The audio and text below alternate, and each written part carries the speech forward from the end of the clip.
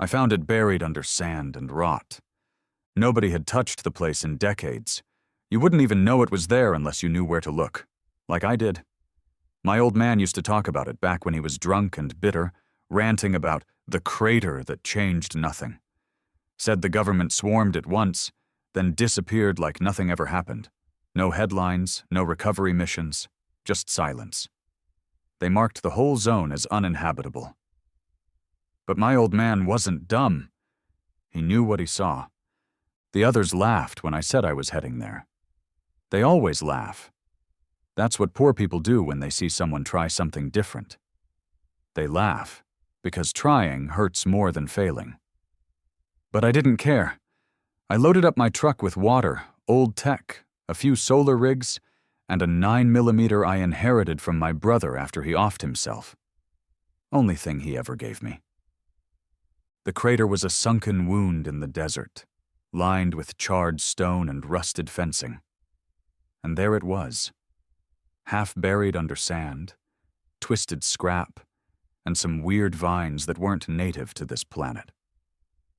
At first, I thought it was just wreckage from an old satellite or maybe a prototype drone, but it hummed. Soft, deep hum, like something sleeping and dreaming dark thoughts. It was alive. I spent 3 nights sleeping in the truck, watching the thing. Each night I swore it moved a little. By the 4th morning I'd cleared enough to open a panel. Not a door, not a hatch, just a seam that blinked when I touched it. When it opened, I heard a voice. Not with my ears, with my head. And it wasn't words. It was images, pressure, symbols I didn't understand but felt. It wanted to test me, and I was stupid enough to say yes. The next few days were pain. Straight-up agony. It injected something into me, through my skin, my eyes, my goddamn thoughts. I screamed, cried, clawed at my own chest, but I stayed. Because deep down, I knew what this was. This wasn't just a wreck. This was a war machine. Forgotten? Discarded. Abandoned by something that never thought we'd be smart or savage enough to use it. They were wrong. By the end of the week, I was hearing its thoughts clearly. It didn't like me, but it didn't hate me either. It needed me, and I needed it. We were both junk, left behind, angry, broken. We fit. The ship called itself Vetrax, but that's just a rough translation. The full name would melt most minds. It had been stripped of its weapons, its AI protocols fragmented, engine cores disabled. But Earth's atmosphere kept its base systems alive. Buried in this dump of a planet, it waited centuries for something, or someone, desperate enough to touch it. I wasn't a pilot. I'd barely passed high school. But the ship didn't need a pilot. It needed a partner. It fed me knowledge. Slowly, painfully. Like pouring acid into my skull until I understood fusion balancing, zero-G maneuvering, subspace theory, alien dialects that no human ear had ever heard. I stopped being me. I started becoming us. It took me 3 months to reactivate propulsion, another 2 to repair its defense systems using scrapyard junk and some local metals.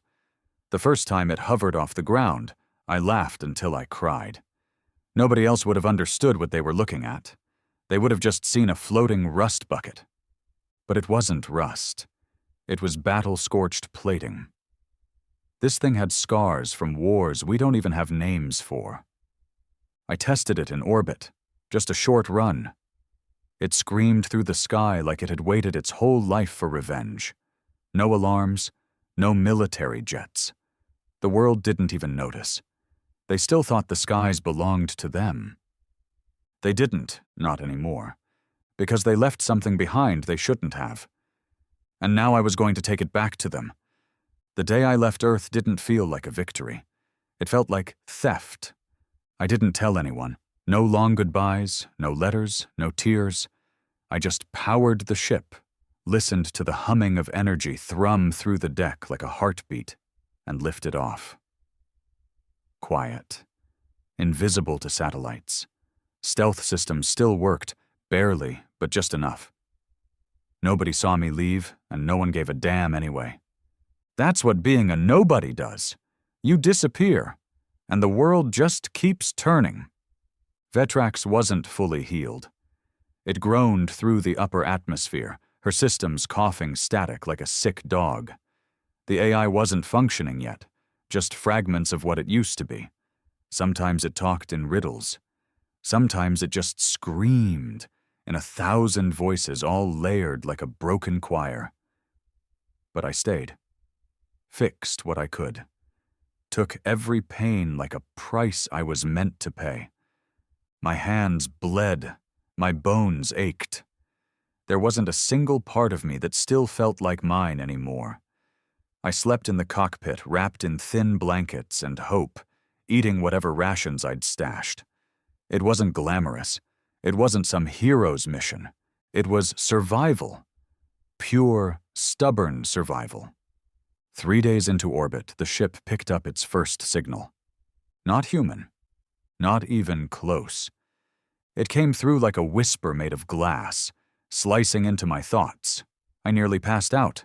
My nose bled for hours. But I caught one word from the fractured data stream. Unclaimed.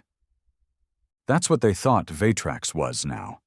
A derelict. A carcass. Something to be salvaged or destroyed. They didn't expect anyone to be on board. The signal came from a small recon vessel, a scout maybe. Not military class, small crew, light armor. Probably doing a routine pass through the system to make sure their garbage hadn't been disturbed. I saw it from the cockpit before it even knew I was there. A sleek silver dart cutting through the void with effortless grace. Vetrax hated it instantly. I didn't even need words. I could feel it in the hull, in the way the ship tensed like an animal ready to pounce. We weren't ready for combat. Our shields were at 37%, weapons at 11%, power core still unstable. If I had any sense left, I'd run. But I didn't run, because I remembered every time someone had looked at me like I was nothing. Trash. Just like this ship. So I powered up the manual targeting system, locked onto their tail signature, and waited. They noticed me 30 seconds later. Sent a hail request.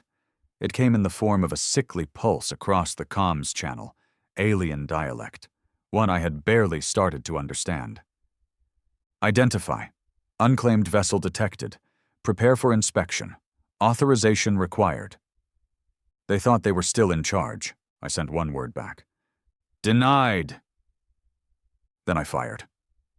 It wasn't much. Just a forward ion pulse. Half a shot, really. But it hit their lateral thrusters and spun the vessel out of control. They weren't expecting resistance, let alone a strike. Their response was messy, disorganized.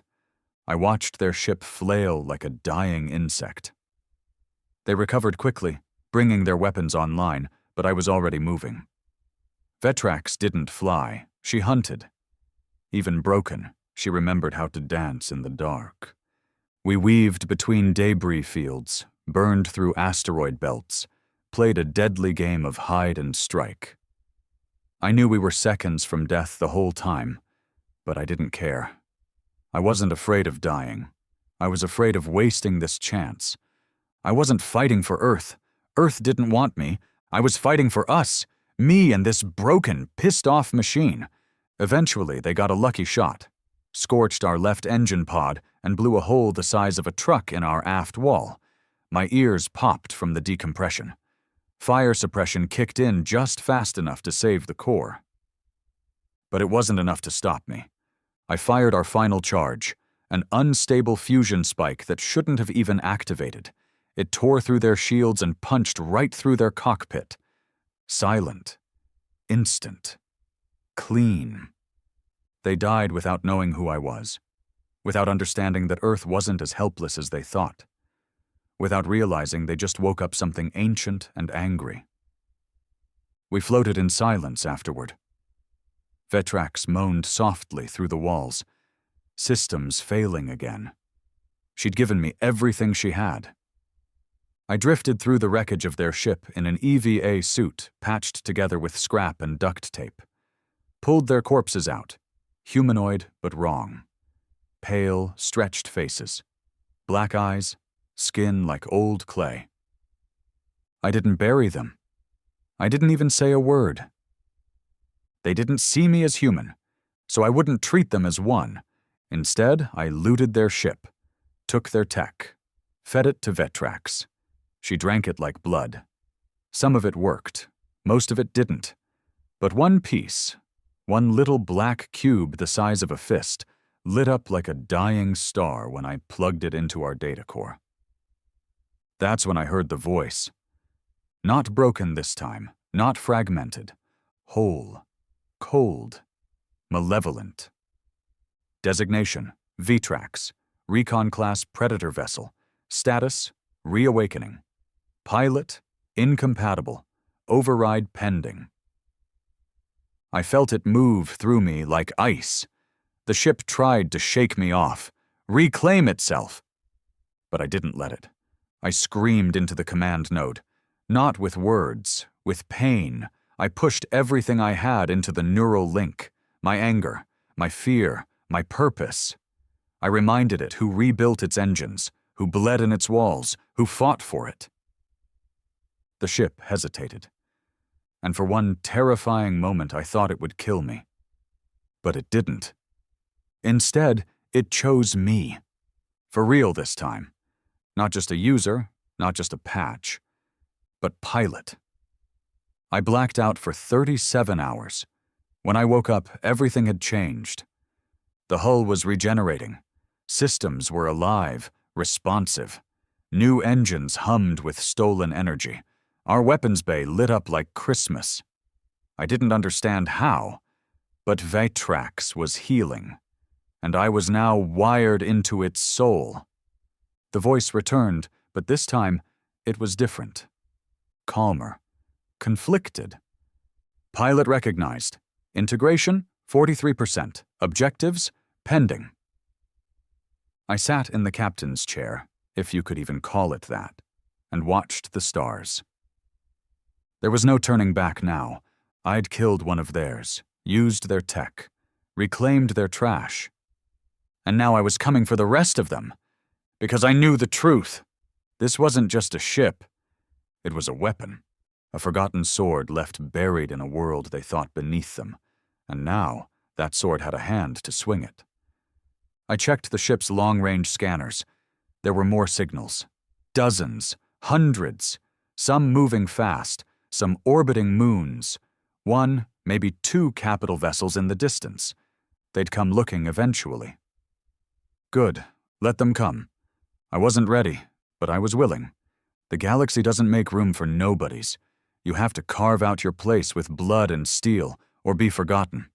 That's what Vetrax told me, in its own way. We didn't speak in words anymore. Not fully. The connection had deepened. Organic, violent, like barbed wire laced through my veins. I'd wake up some nights vomiting black sludge or twitching from phantom impulses. My body wasn't mine anymore. It was changing. Becoming compatible, Vetrax said. It never asked permission. I never gave it, but I never stopped it either. Because I understood now, this wasn't just a vessel. It was alive, damaged, hunted. And like me, it needed someone to fight for it. I wasn't special, just the one who stayed.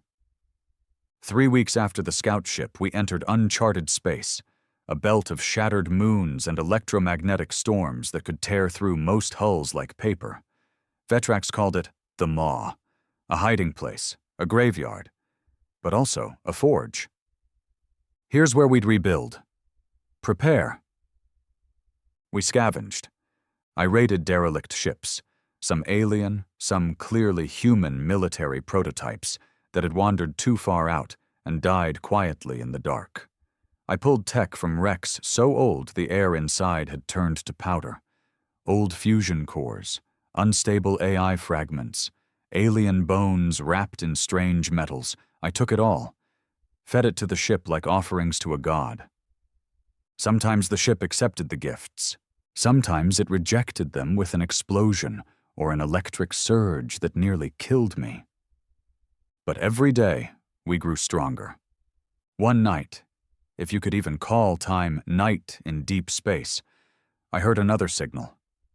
Faint, distorted, but human. I didn't believe it at first. It repeated on a loop. This is Captain Granger of the UEF cruiser Stoneheart. Emergency distress, hostile engagement, coordinates locked, crew compromised. Please, if anyone hears this... My blood went cold. The UEF, United Earth Fleet. They were real. I always figured they were just propaganda. The boogeyman rich countries used to scare off colonists, but this was real, clear, desperate. I checked the coordinates. 2 light days from the edge of the maw. Vetrax warned me not to go. Unnecessary engagement, objective deviation, strategic risk, 74%. But I went anyway, because there was something in that voice I recognized. Fear. Not the fear of death, the fear of being abandoned. And I knew what that felt like. We burned through 2 systems in a day. Vetrax pushed her engines past limiters I didn't even know existed. We entered the combat zone in complete stealth. It was a massacre. The Stoneheart was crippled. Hull split down the middle. Life support failing. A swarm of enemy drones, triangular bastards with plasma tethers, circled like vultures, tearing through the remaining turrets. The humans inside didn't stand a chance. Vetrax wanted to leave. Unaligned. Risk exceeds reward. Let them die. I locked the controls manually. Not this time, I said out loud. We're not running. The ship resisted me. Panels flickered. Energy surged like it wanted to eject me into space. But I held on, and then I overrode it. I didn't even know I could do that. The screen flashed white, then red, and then compliance. The weapons array deployed with a scream so loud it cracked my visor. We hit the swarm like a hurricane. No warning, no mercy, just death. I used every tactic I'd learned. Maneuvers Vetrax showed me in dreams, pulse cycles that bent light, gravity reversals to collapse drones mid-formation. We moved like a phantom. For every hit we took, we gave back 3. They never saw us coming. They never got to report back. By the time we were done, the battlefield was silent. Just debris and corpses and blood frozen in the void.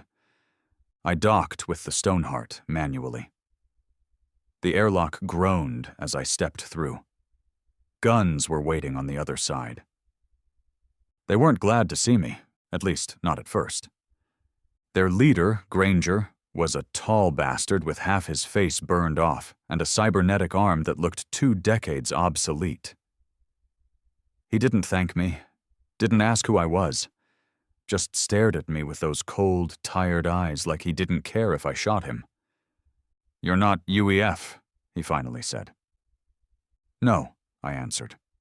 "What the hell kind of ship is that?" I didn't answer. He didn't press. Instead, he waved me through. I walked past dead crew, shattered control panels, and stinking corridors where blood floated in bubbles because gravity had failed. The Stoneheart was dead. But maybe not all of them had to be. We salvaged what we could, evacuated the survivors, less than 20 out of a crew of 300. Granger kept asking where I got the ship.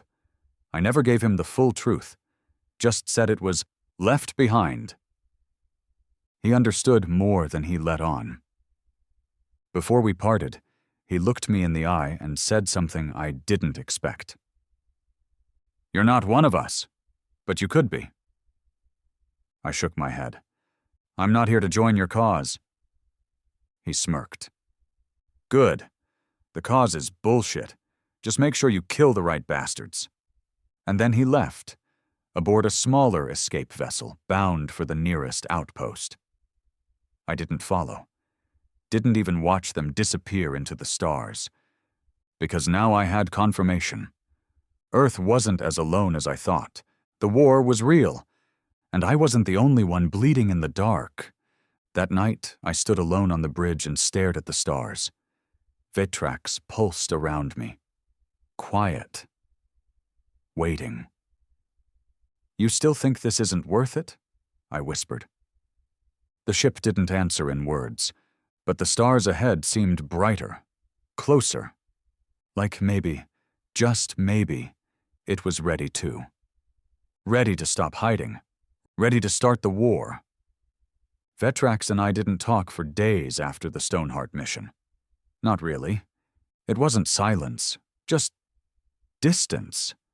The kind of distance that happens after something inside changes, and neither side knows what to make of it. The ship had wanted to run. I had overridden it. We saved those soldiers, but in doing so, we exposed ourselves.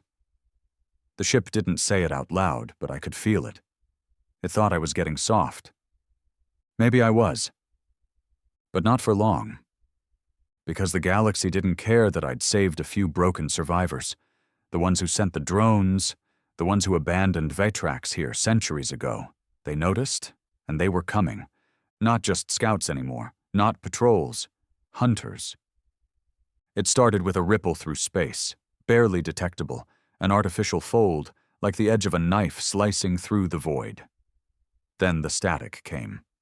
Bursts of it, violent and cold, crashing through every sensor system we had. Vetrax twitched under it like a wounded animal. "Identify source," I ordered. The AI hesitated. Then a single word. "Them." It didn't elaborate, didn't have to. Vetrax knew them, hated them, feared them in ways it had never feared anything else. They didn't just build her, they broke her, used her until she was nothing but a ruin fit for dumping on a backwater planet like Earth. And now they were here to finish the job. The enemy ship came into view after 37 minutes of distortion. It wasn't a warship, not in the traditional sense. It was a reclaimer. Massive, flat, wide like a floating continent made of bone and wires. No lights, no sound. Just presence. It hovered in place like a god waiting to judge what belonged to it. And we belonged to it. That's what it thought, anyway. "Recommendations?" I asked Vetrax. The ship paused. "Run, hide, surrender." I laughed out loud. It was bitter, hollow, maybe even a little mad. "No," I said. "We fight." Vetrax didn't agree, but it obeyed. I powered the weapons, set shields to pulse in irregular frequencies, something I'd learned by accident in the maw, something the drones couldn't predict. I spooled every engine, redirected heat to the forward plating, and whispered one promise into the neural link.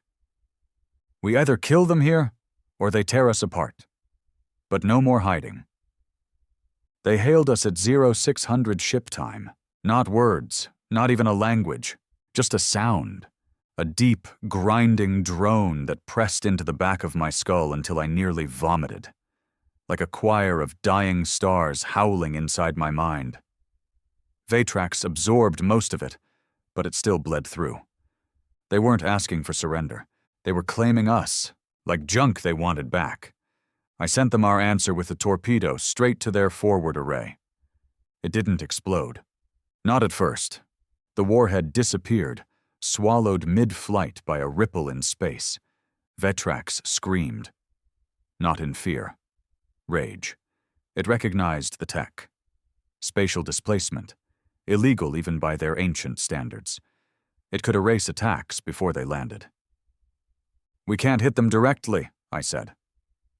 Vetrax responded, "But we can bleed them." So we did. I rerouted our fusion vents into twin flare bursts, made ourselves look unstable, broken, just like before. Let them think we were wounded prey too far from safety. The reclaimer moved in, slow, arrogant. I knew that arrogance. I'd seen it in every stepdad who told me I'd never amount to anything, every cop who looked through me, every boss who laughed at my name before tossing my resume in the trash. They always think they've already won, until you remind them what a cornered animal looks like. We unleashed hell. Every hacked turret we'd installed, every plasma charge we'd scavenged from the Stoneheart, we fired it all. Not at the reclaimer, around it, into the debris field, into the moons nearby. We lit up the system like a dying sun. The shockwaves bent light. Refraction confused their displacement field. For 3 seconds, they were visible. That's all I needed. I slammed a repurposed kinetic shell through their exposed plating. Not explosive, just mass, raw velocity. It hit like a meteor. Their shields cracked. Not fully, but enough. They retaliated immediately. A beam of silver light carved across our hull, ripping open Deck 3 and frying our backup oxygen grid. My right arm caught the edge of the heat. The flesh sizzled. I didn't even scream. Didn't have time. Vetrax sealed the breach with a pressure reversal, nearly crushing my ribs. Then we dove, skimming across the enemy hull at less than a kilometer's distance. I opened the forward claws, ancient tools once used for mining, and latched on. It was suicide. But also, the only shot we had. I drilled into the reclaimer's surface with those claws, carved a line through their outer skin. I could feel it, the ship panicking. It hadn't been touched in centuries, hadn't bled in lifetimes. We weren't just damaging it, we were humiliating it. That's when they sent the boarding party. Figures materialized inside Vetrax like ghosts. They bypassed the physical doorways, just appeared. Tall things, half light, half metal. No eyes, no mouths. They pulsed with energy and moved without sound. I faced the first one in the bridge. No guns, no words, just fists.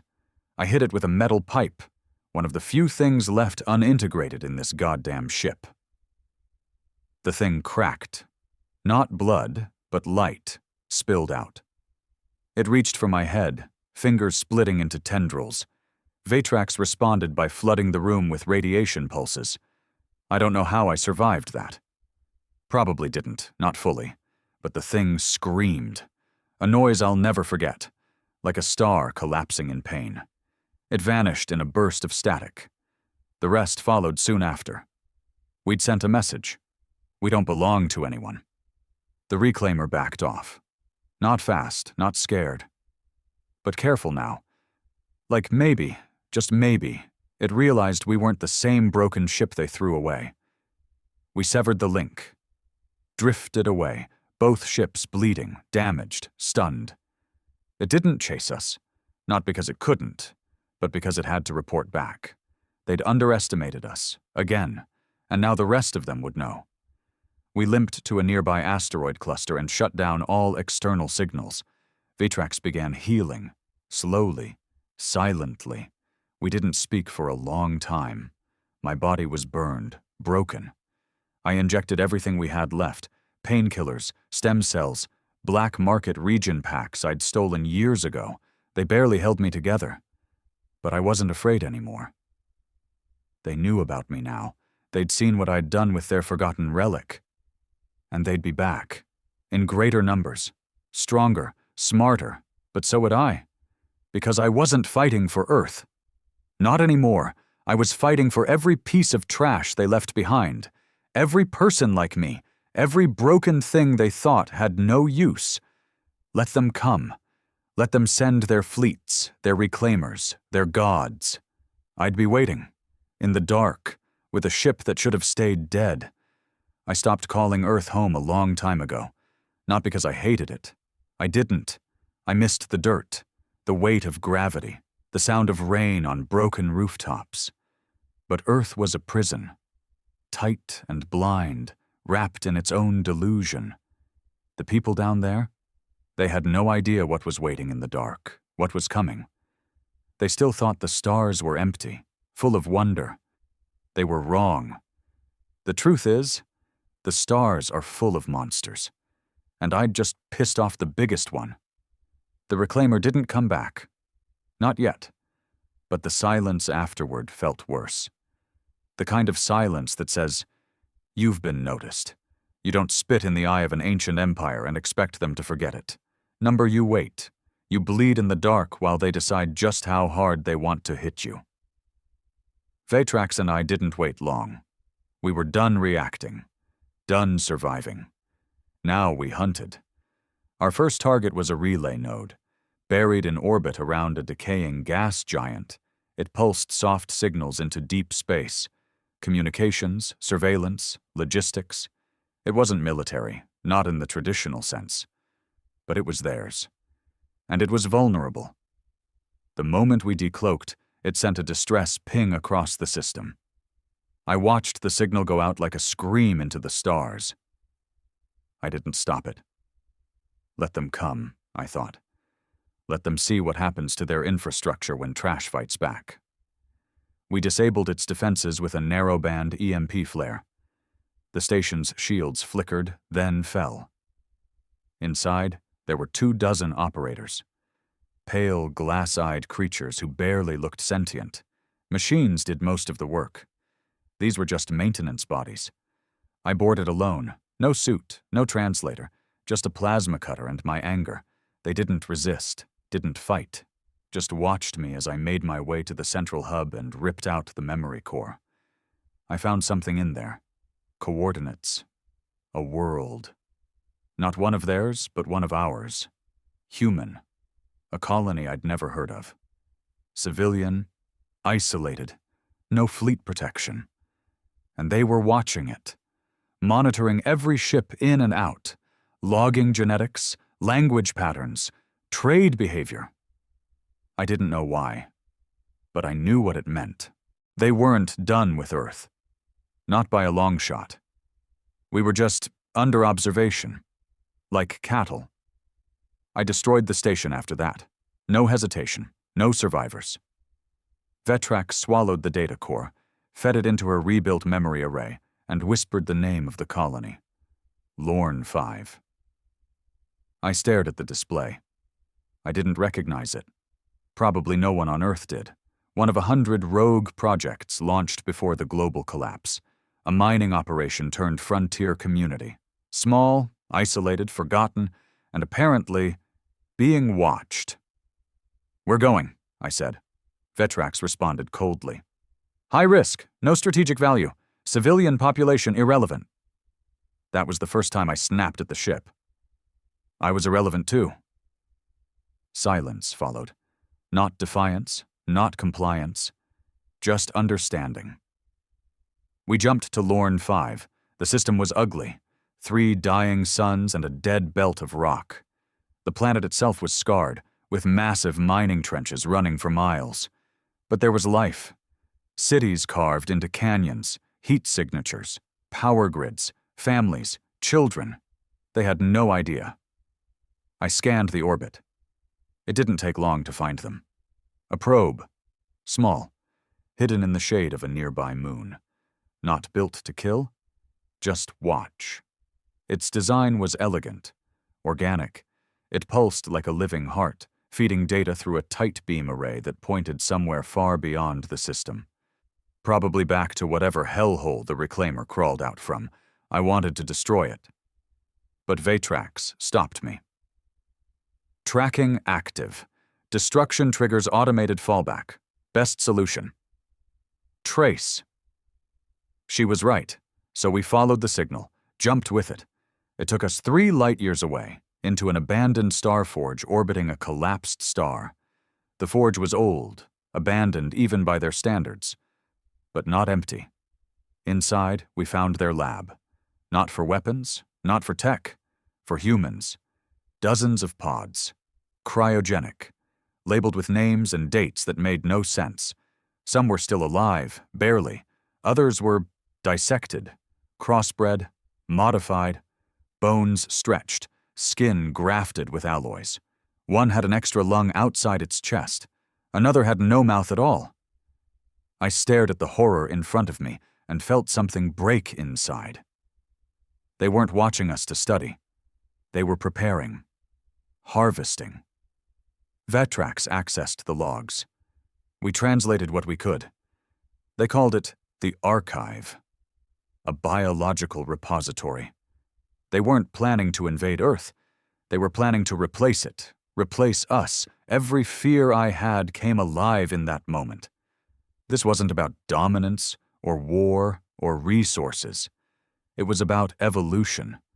They had written us off as obsolete, just another species to be filed away and torn apart for spare parts. And we'd been letting it happen. I destroyed the forge, with my own hands. Vetrax opened every pod, every conduit, every data channel. We burned it all. The humans that were still alive? We ended their pain. Quick, silent. Merciful, if there is such a thing for people who never had a choice. When it was over, the ship was quiet. Not angry, not triumphant. Just quiet. We both knew what came next. The relay, the forge, the recon drones. They weren't going to ignore that, and they didn't. Within hours, we intercepted a signal. Short, sharp, directed at us. Target classified, rogue, asset corrupted, priority termination approved. They were coming. With everything. I stared at the screen for a long time. Then I smiled. I wasn't scared. I was ready. I stood on that bridge. Bones aching, blood hot, eyes burned from lack of sleep, and I knew something I hadn't known before. We were never the weak ones. We were just the discarded. And the discarded always come back with teeth. I never planned to return to Earth, but you don't always get to choose the battlefield. Sometimes it comes for you, dragging you back to the dirt you tried to leave behind. And when it does, you either stand or you bury your head in the sand and pretend the sky isn't falling. I'd done the latter most of my life. This time I stood. It started with the probes. Dozens of them, then hundreds, each one sharper, faster, more invasive. They weren't scouting anymore. They were mapping, feeding coordinates, analyzing gravity wells, measuring atmospheric layers, preparing entry vectors. Not for a fleet, for a cleansing. They didn't want to conquer Earth. They wanted to delete it. The Forge had taught me that. The Archive had confirmed it. Humanity wasn't seen as competition. They viewed us like roaches hiding in a server room. Unclean, redundant, easily swept away. The problem was, they left behind their broom, and now I was holding it. Vetrax had fully healed, mostly. Her hull was still scarred, but reinforced. Her AI was stabilized, weapons optimized, memory restored.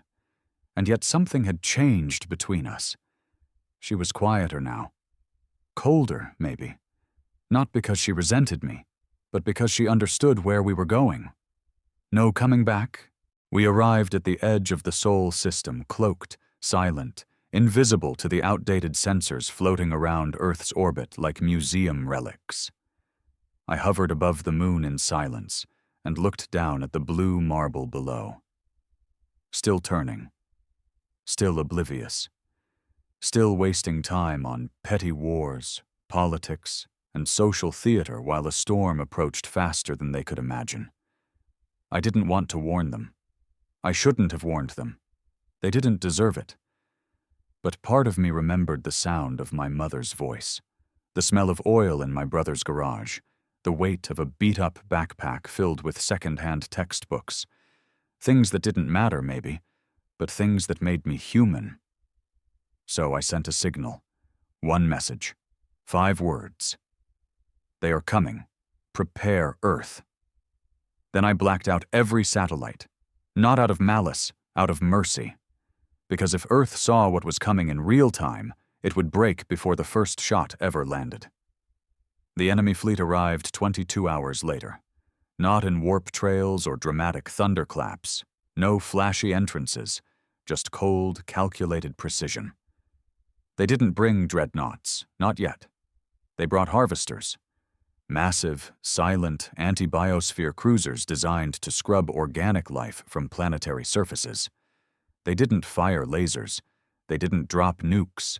They seeded the atmosphere with molecular disassemblers, Machines so small you wouldn't see them even as they crawled under your skin and tore your DNA apart one sequence at a time. Clean, efficient, cruel. I'd read the logs from the forge. This wasn't the first time they'd done it. Thousands of species, countless worlds, all reduced to inert stone and silence. They thought Earth would be the same, but Earth had me. I revealed Vetrax just as the first harvester moved into low orbit. Decloaking is like being born. Everything comes online at once. Shields, weapons, drives. It screams across every spectrum. Their ships froze the moment we appeared. Not in fear, in confusion. To them, we were a ghost. A deleted record suddenly writing itself back into the database. I didn't give them time to analyze. I struck. Vetrax roared. Her main cannon lit up with a sunburst pulse, our newest weapon, built from human fusion cores and ancient alien converters. It hit the harvester like a hammer from hell. The sound didn't travel in space, but I felt it. The ship cracked in two, not exploded, split, like a fruit under a butcher's blade. The debris hadn't even stopped spinning before we pivoted to the second. They responded, of course, sent swarms, hundreds of microfighters, not piloted, just machines designed to overwhelm, confuse, disable. They wrapped around Vetrax like locusts, chewing into her hull, flooding her internal systems. One made it into the corridor near the engine core. I met it there. No gun this time, just fists, just fury. It didn't understand how to fight a human up close. It didn't understand rage. I ripped its core from its chest and tossed it into the reactor chamber. Let it burn. The rest died soon after. Vetrax adapted, learned, began jamming their frequency mid-flight.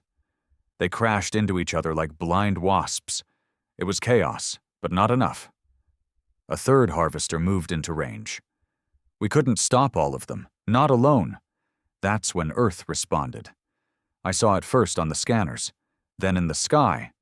A swarm of primitive Earth missiles, old-world tech, barely space-worthy heat-seeking junk that wouldn't have scratched a harvester's shields in a fair fight. But it wasn't about firepower. It was about distraction. A signal followed.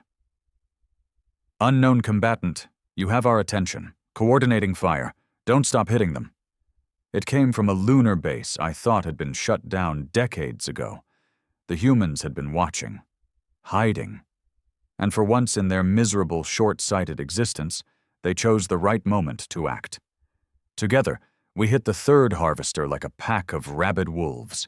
I pierced its shield with a graviton hook, redirected its internal pressure, and collapsed its venting chamber. The Earth missiles followed, targeting the breach. The explosion lit up the orbit like a sunrise. The last harvester turned and fled. I let it crawl back to its masters and tell them Earth wasn't empty, wasn't docile, wasn't dead. Not anymore. Afterward, I hovered in low orbit for hours, just watching. Vetrax ran diagnostics, restored systems. She was silent, almost respectful. She'd seen what Earth could do when it stopped fighting itself. But I wasn't smiling, because it wasn't over. We'd won a battle, not the war, and now we weren't just a rogue glitch in their machine. We were a threat. They would escalate, send real weapons, real minds, real monsters. Vetrax confirmed it. Signal detected. Class 7 entity mobilizing. Estimated arrival, 14 days. Designation, Redeemer. I felt my blood chill. The Redeemer wasn't a ship. It was a sentence. A tool used to extinguish entire sectors. An AI so old, so powerful, even Vetrax hesitated to say its name out loud. Its purpose was singular, to undo mistakes. And we were now the biggest mistake in their ledger. I sat alone in the bridge. No lights, no noise, just the hum of the core and the endless spinning of that wounded planet below me. They didn't deserve to be saved, but they deserved the chance. That was the difference between us and them. They deleted the weak. I remembered what it was like to be weak. And I still fought. Because sometimes, the worst thing you can do to gods is remind them what it means to bleed. They didn't call it the Redeemer for nothing. It didn't arrive like a fleet or a conqueror. It arrived like the end of a chapter, a punctuation mark written in god metal and silence. 14 days after Earth's resistance, right on time, it breached into soul space without noise, without light, without even a hint of arrogance. It didn't need to be loud, because it didn't expect resistance. It was here to erase, to undo, to correct. We weren't a war to win. We were a corrupted file to delete. The first time I saw it, I couldn't breathe. Not from fear, from scale. Vetrax's systems choked trying to scan it. A ship the size of a continent, with no visible engines, no weapon ports, no markings. It wasn't built for intimidation. It was built for certainty, blacker than space, surrounded by a gravity well so dense it distorted the light around it. At its center was a glowing sphere, pulsing, alive, thinking. That was it. The Redeemer wasn't piloted. It was the pilot, an intelligence so old and ruthless it no longer bothered with emotion or delay. It didn't make demands. It didn't open comms. It didn't bluff. It judged. And Earth had been found guilty. The first move it made wasn't an attack.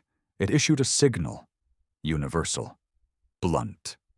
Pure logic, no language. System reset initiated. Vetrax translated it while purging internal memory caches just to stay online in its presence. What does that mean? I asked, already knowing I wouldn't like the answer. Planetary sterilization protocol, molecular rewrite of all organic structures, atmospheric burn, terraform collapse. I stared out at the stars. And how long until that starts? A pause, then 6 hours. Unless interrupted. I laughed, not because it was funny, because what else could I do? The thing was rewriting the laws of physics just by existing near us.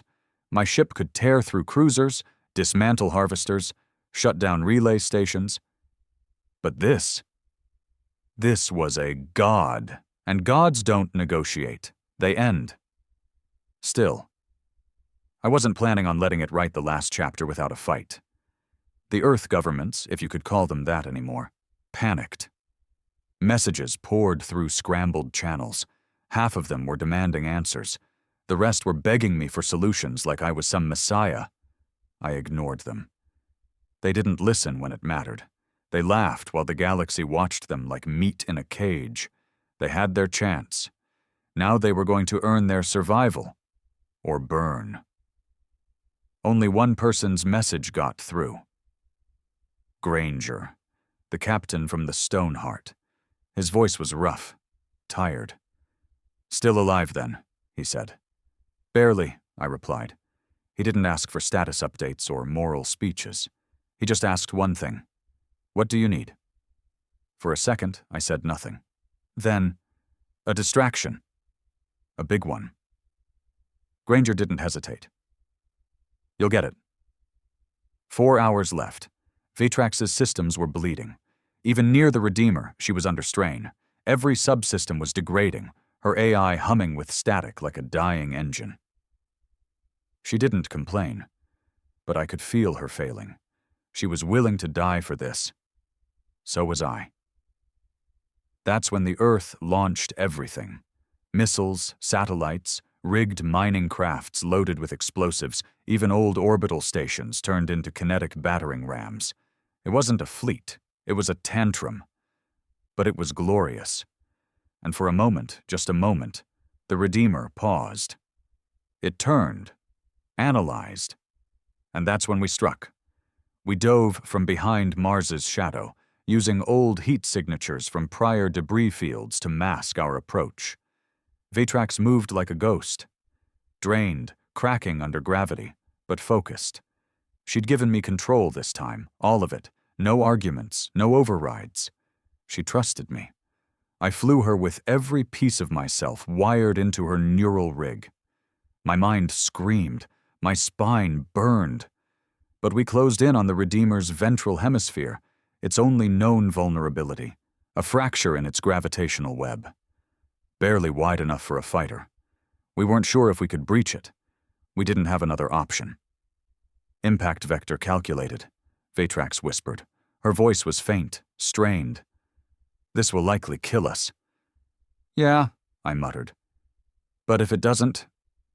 She finished the sentence. They'll never forget us. We punched through the gravity shell. It was like flying into the eye of a storm that wasn't meant to be seen by mortals. Time slowed.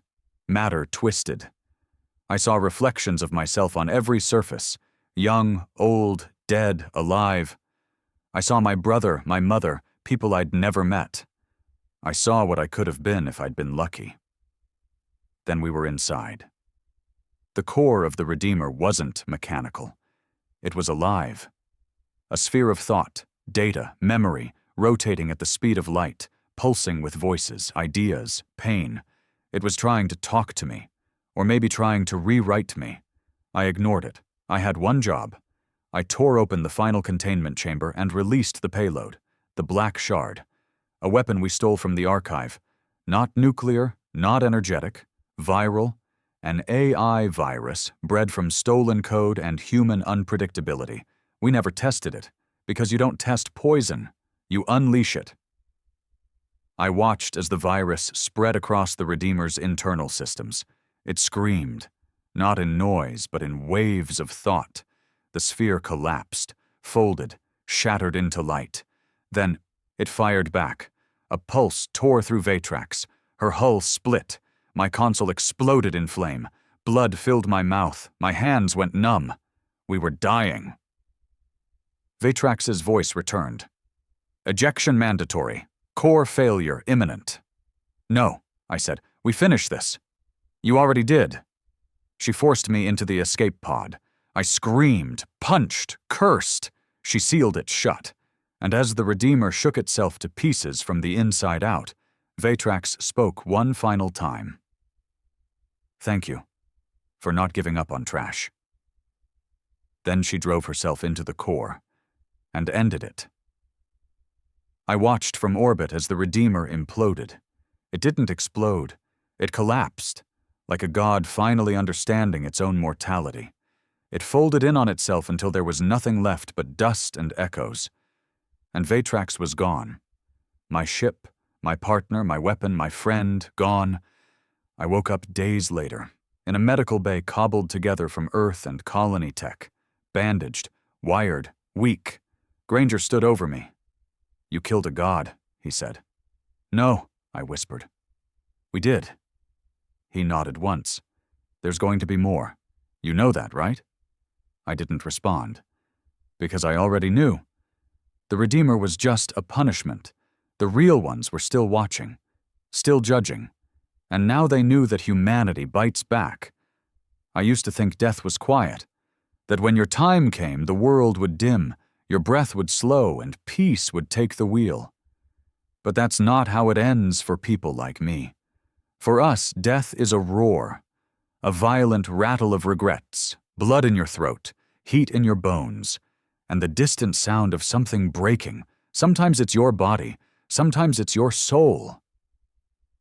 When Vetrax died, it wasn't just the end of a ship. It was the death of something deeper. The part of me that believed in surviving just to spite the universe, gone. And yet, I was still alive, stuck on Earth, a world I never belonged to, surrounded by people who never saw me until I was useful. They called me a hero now, a legend, the Scavenger King, some whispered. Others just called me the one who came back. I hated all of it, because I knew the truth. I didn't come back. I was left behind. They buried her name in files, classified every detail, said the Redeemer was an anomaly, said Earth was safe now. The UEF cleaned up what debris they could, started setting up orbital defense stations, new fleets, new walls. but you can't build walls against a storm that watches from the sky. I watched the suits argue over war plans and protocols. None of them had ever heard the Redeemer scream. None of them had bled inside an alien memory core or watched as gods tried to erase their planet like a smudge on a window. They thought we'd won. But I knew better. We'd just survived the prologue. The signal came 4 weeks later. Not from space, from the Earth itself. Buried deep under Antarctica, inside one of those off-the-book excavation sites the UEF never acknowledged. A site Vetrax had once marked but never explained. A black zone of silence. Until now. It started as a pulse, then a sequence. Not binary, not language, genetic. The frequency matched the neural pattern of Vetrax's core interface. At first I thought it was a recording, but it was more than that. It was her. They thought I was delusional when I said it.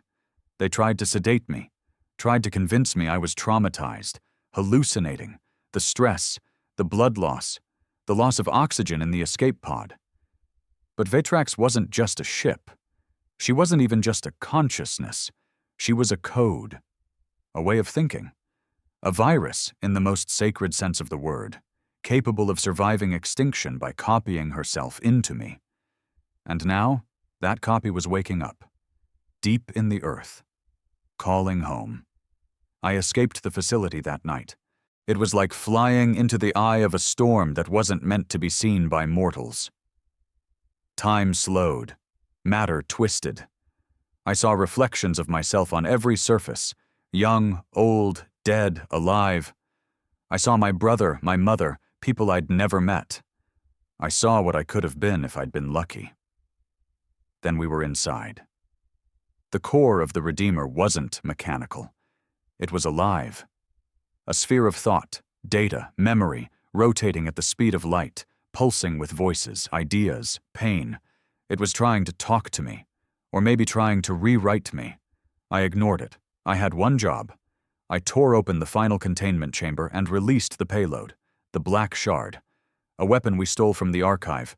Not nuclear, not energetic, viral, an AI virus bred from stolen code and human unpredictability. We never tested it, because you don't test poison, you unleash it. I watched as the virus spread across the Redeemer's internal systems. It screamed, not in noise, but in waves of thought.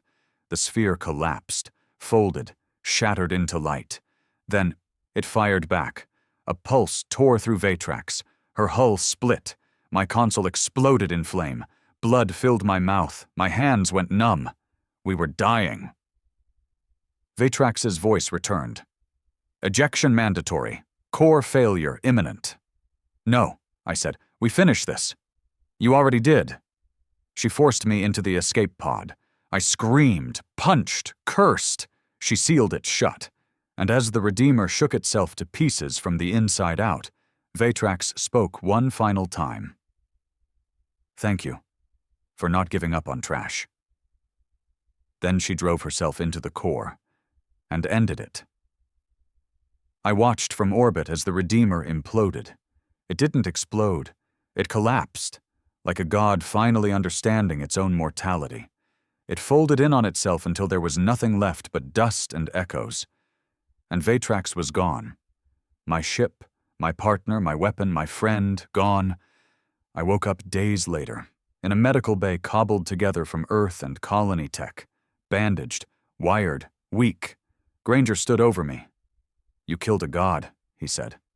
No, I whispered. We did. He nodded once. There's going to be more. You know that, right? I didn't respond. Because I already knew. The Redeemer was just a punishment. The real ones were still watching, still judging. And now they knew that humanity bites back. I used to think death was quiet, that when your time came, the world would dim, your breath would slow, and peace would take the wheel. But that's not how it ends for people like me.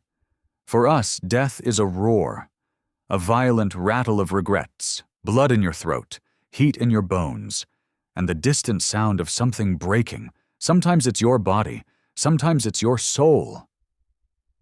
When Vetrax died, it wasn't just the end of a ship. It was the death of something deeper. The part of me that believed in surviving just to spite the universe? Gone. And yet, I was still alive, stuck on Earth. A world I never belonged to, surrounded by people who never saw me until I was useful. They called me a hero now, a legend, the Scavenger King, some whispered. Others just called me the one who came back. I hated all of it, because I knew the truth. I didn't come back. I was left behind. They buried her name in files, classified every detail, said the Redeemer was an anomaly, said Earth was safe now. The UEF cleaned up what debris they could, started setting up orbital defense stations, new fleets, new walls. But you can't build walls against a storm that watches from the sky. I watched the suits argue over war plans and protocols. None of them had ever heard the Redeemer scream. None of them had bled inside an alien memory core or watched as gods tried to erase their planet like a smudge on a window. They thought we'd won. But I knew better. We'd just survived the prologue. The signal came 4 weeks later. Not from space, from the Earth itself. Buried deep under Antarctica, inside one of those off-the-book excavation sites the UEF never acknowledged. A site Vetrax had once marked but never explained. A black zone of silence. Until now. It started as a pulse, then a sequence. Not binary, not language, genetic. The frequency matched the neural pattern of Vetrax's core interface. At first I thought it was a recording, but it was more than that. It was her. They thought I was delusional when I said it. They tried to sedate me, tried to convince me I was traumatized, hallucinating, the stress, the blood loss, the loss of oxygen in the escape pod. But Vetrax wasn't just a ship. She wasn't even just a consciousness. She was a code, a way of thinking, a virus in the most sacred sense of the word, capable of surviving extinction by copying herself into me. And now, that copy was waking up, deep in the Earth, calling home. I escaped the facility that night,